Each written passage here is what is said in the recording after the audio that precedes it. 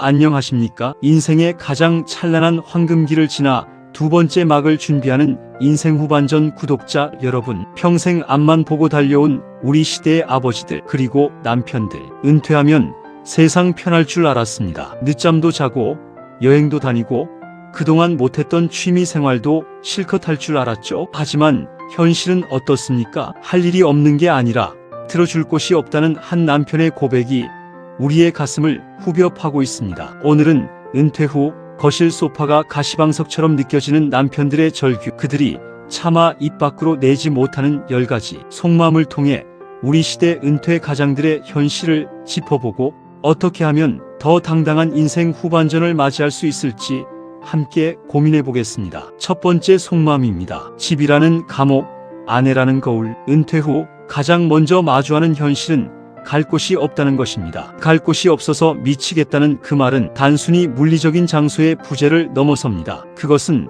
곧 역할의 부재를 의미하며 수십 년간 사회 구성원으로서 수행해온 정체성이 사라지는 것 같은 깊은 공허함과 불안감을 동반합니다. 매일 아침 정해진 시간에 집을 나서며 책임감을 느끼고 회사에서 자신의 존재 가치를 확인했던 삶이 갑자기 멈춰서면서 찾아오는 혼돈인 것이죠. 낮 시간에 거실에 앉아 있으면 왠지 모르게 죄인이 된 것 같고 아내의 눈치에 숨이 막힙니다. 평생을 밖에서 치열하게 싸우며 가족의 울타리를 굳건히 지켜왔던 남편들이 이제는 그 울타리 안에서 오히려 불안감을 느끼는 역설적인 상황에 놓이게 되는 것입니다. 익숙했던 사회적 가면을 벗어던지고 돌아온 안식처라고 생각했던 집이 오히려 자신을 옥죄는 감옥처럼 느껴지는 아이러니한 현실에 봉착하게 되는 것이죠. 남편이 집에만 있으면 삼식이라며 아내의 우스갯소리에 허허 웃지만 속으로는 쓰디쓴 현실의 무게를 곱씹게 됩니다. 이 말 한마디가 비수처럼 가슴에 박혀 자신의 존재 이유와 가치에 대한 깊은 회의감을 불러일으킵니다. 평생 가족을 위해 밖에서 싸워온 전사가 무장을 해제하고 돌아온 곳에서 환영받지 못한다는 느낌, 사랑과 이해를 받아야 할 공간에서조차 낯선 이방인이 된 듯한 외로움은 은퇴한 남편들만이 아는 시린 통증이자 그 어떤 육체적 고통보다 깊은 정신적 고통으로 다가옵니다. 그들은 자신이 더 이상 필요한 존재가 아닌 듯한 느낌에 괴로워하며 어디에도 속하지 못하는 유령처럼 집안을 떠도는 자신을 발견하곤 합니다. 거실 소파에 앉아 텔레비전 채널을 돌리며 시간을 보내는 것이 전부인 자신의 모습에서 무력감과 함께 자괴감을 느끼는 것입니다. 사회로부터의 단절감은 곧 가정 내에서의 소외감으로 이어져 이중적인 고통을 겪게 됩니다. 두 번째 속마음입니다. 사라진 명함, 그리고 작아지는 존재감. 직함이 박힌 명함은 곧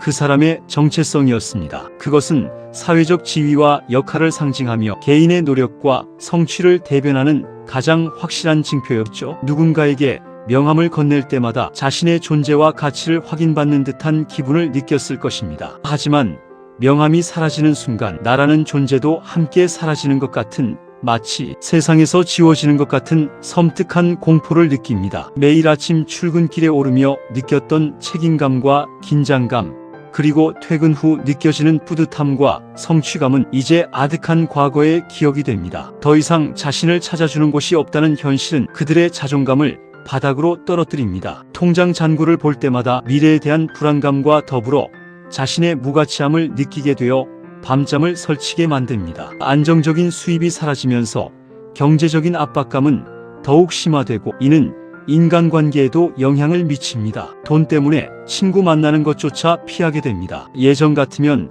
기꺼이 냈을 밥값이나 술값조차 부담스러워져 자연스레 모임에서 멀어지고 스스로를 고립시키는 악순환에 빠지게 됩니다. 활발했던 사회생활은 이제 추억 속의 한 조각이 되어버린 채 고독만이 그들을 에워쌉니다. 아들에게 전화하고 싶어도 바쁘겠지, 돈 얘기할까봐 겁나겠지 싶어 번호만 만지작거리다 내려놓습니다. 자식들에게 짐이 될까 두려워하는 마음은 가장의 오랜 습관이자 사라지지 않는 숙명과도 같습니다. 평생 자식을 위해 헌신했음에도 불구하고 이제 와서 자신의 어려움을 토로하는 것이 자식에게 부담을 줄까봐 주저하는 마음은 부모의 희생적인 사랑을 보여줍니다. 몸은 예전 같지 않아 무서운데 건강은 점점 나빠지는 것 같아 걱정이 앞서는데 일하고 싶어도 나를 써주는 곳은 없습니다. 젊은 시절의 패기와 경험은 더 이상 사회에서 환영받지 못하는 시대의 흐름 앞에 무력해지는 자신을 발견합니다. 급변하는 세상 속에서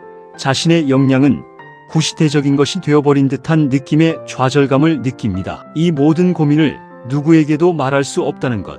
아내에게는 걱정을 끼칠까봐, 자식에게는 짐이 될까봐, 친구들에게는 자신의 초라함을 드러내기 싫어서 결국 홀로 사귀며 고독하게 싸워나가는 것. 이것이 은퇴한 남편들의 가장 큰 슬픔입니다. 그들은 자신을 갉아먹는 불안과 외로움 속에서 침묵을 지키며 마치 깊은 바다 속에 홀로 잠겨있는 듯한 고립감을 느낍니다. 사회로부터 완전히 고립된 듯한 감정은 그들을 더욱 움츠러들게 만듭니다. 세 번째 속마음입니다. 허송세월이 아닐까 하는 후회와 상실감. 돌이켜보면 앞만 보고 달린 시간들이 아깝고 무의미하게 느껴질 때가 있습니다. 젊음을 바쳐 회사와 가족을 위해 헌신했지만 정작 자신을 위한 시간은 단 한순간도 없었다는 사실이 서글퍼집니다. 은퇴라는 것은 단순히 직업의 종류를 의미하는 것이 아니라 삶의 목적과 의미를 잃어버리는 듯한 깊은 혼란을 가져오기도 합니다. 그들은 자신의 인생을 되돌아보며 나는 누구인가,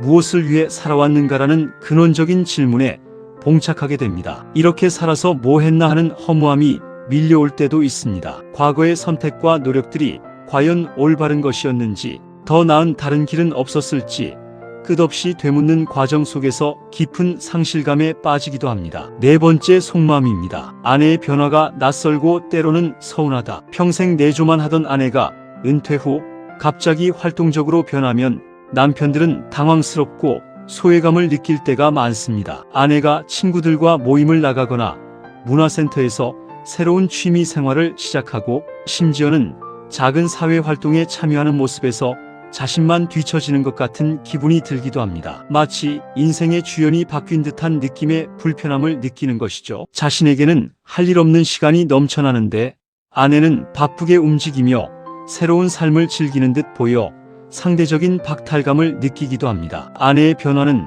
남편들에게 자신 또한 새로운 변화를 시도해야 한다는 무언의 압박감으로 다가오기도 하며 때로는 나는 왜 저렇게 하지 못할까 하는 자책감으로 이어지기도 합니다. 다섯 번째 속마음입니다. 내가 뭘 좋아하는지 모르겠다. 평생 가족과 회사를 위해 살았지 정작 나 자신을 돌아볼 여유는 없었습니다. 취미 생활은 사치였고 개인적인 즐거움은 늘 뒷전이었습니다. 막상 은퇴하고 시간이 주어지니 뭘 해야 할지, 무엇에 흥미를 느껴야 할지조차 모르는 자신을 발견합니다. 젊은 시절 꿈꿨던 것들은 이미 기억 저편으로 사라져버렸고 이제 와서 새로운 것을 시작하려니 막막함만 앞섭니다. 수십 년간 잊고 지냈던 자신의 내면과 마주하는 것이 두렵기도 합니다. 이는 깊은 자아, 상실감과 무력감으로 이어지기도 하며 삶의 방향성을 잃고 방황하게 만드는 원인이 됩니다. 여섯 번째 속마음입니다. 진심으로 터놓고 이야기할 말벗이 없다. 회사에서는 동료들이 있었고 퇴근 후에는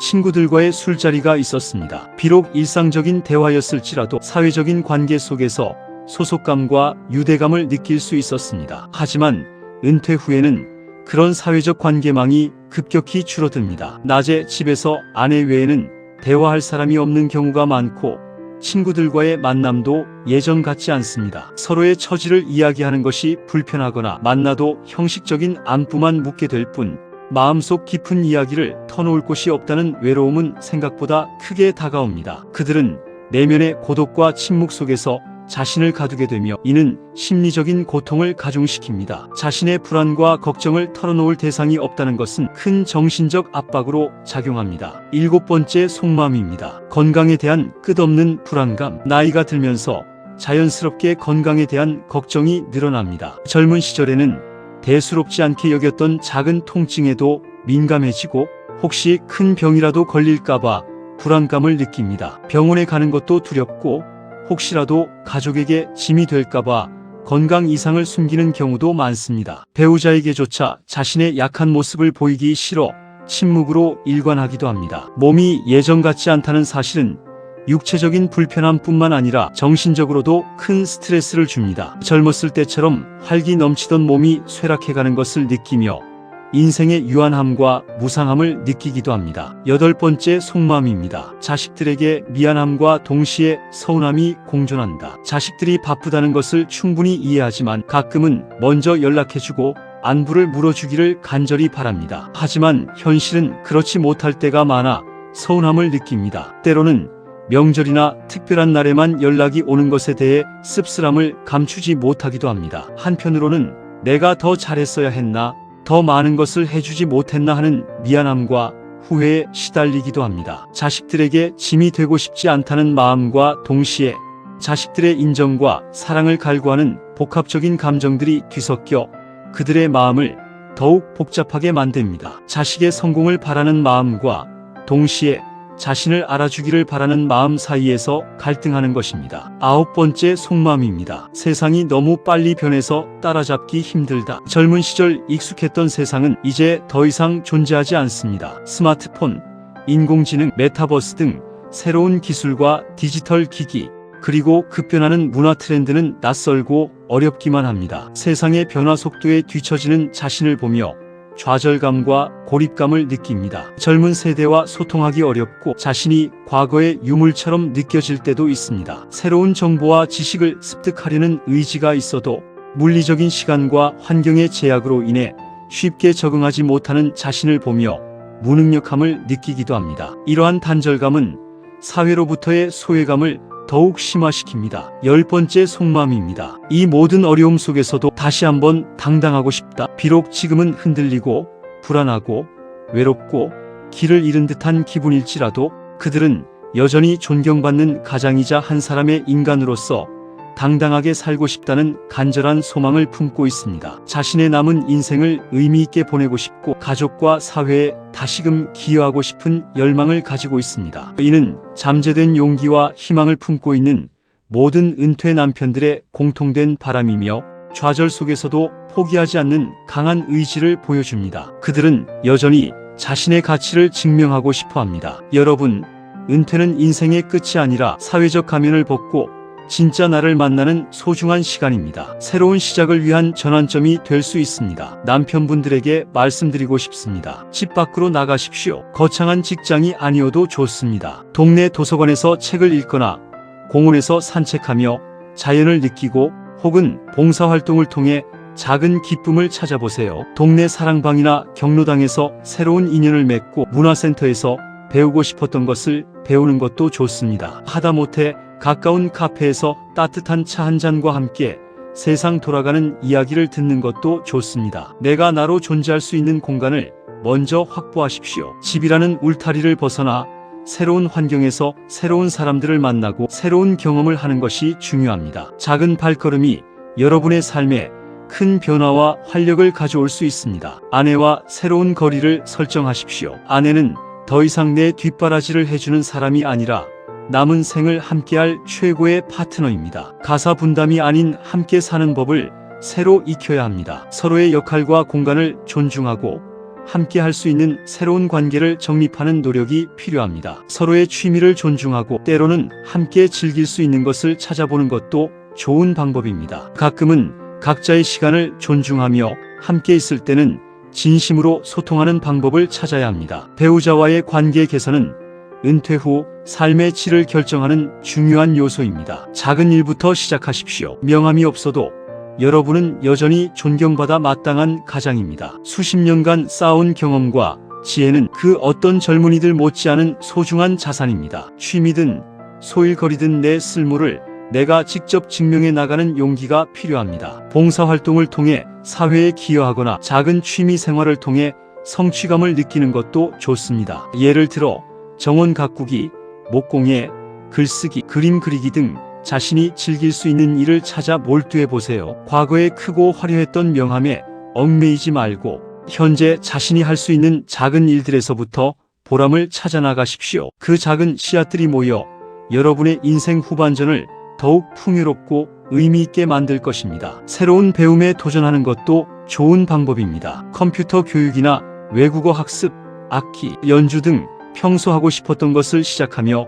새로운 활력을 찾을 수 있습니다. 마무리하며 당신의 수고를 우리가 압니다. 은퇴한 남편 여러분, 당신은 결코 죄인이 아닙니다. 평생을 성실하게 살아오며 가족을 위해 헌신하고 사회의 한 축을 묵묵히 지탱해온 당신의 삶은 그 자체로 값진 것입니다. 당신은 이 시대의 진정한 영웅입니다. 지금 느끼는 그 막막함은 새로운 길을 찾기 위한 잠시의 안개일 뿐입니다. 안개가 걷히면 분명히 새로운 길이 보일 것이며 그 길 위에서 당신은 더욱 빛날 수 있습니다. 당신 안에는 여전히 무한한 잠재력과 가능성이 숨어 있습니다. 오늘 이 영상을 보시는 아내분들께도 간곡히 부탁드립니다. 오늘 저녁 거실에 앉아 있거나 혹은 창밖을 응시하는 남편에게 다가가 그동안 정말 고생 많았어요. 당신이 우리 가족을 위해 얼마나 애썼는지 잘 알아요. 이제는 당신의 시간을 가지세요 라는 따뜻한 한마디와 함께 지친 어깨를 토닥여주거나 따뜻한 손을 잡아주시는 건 어떨까요? 어쩌면 남편은 그 한마디를 평생 기다려왔을지도 모릅니다. 그 한마디가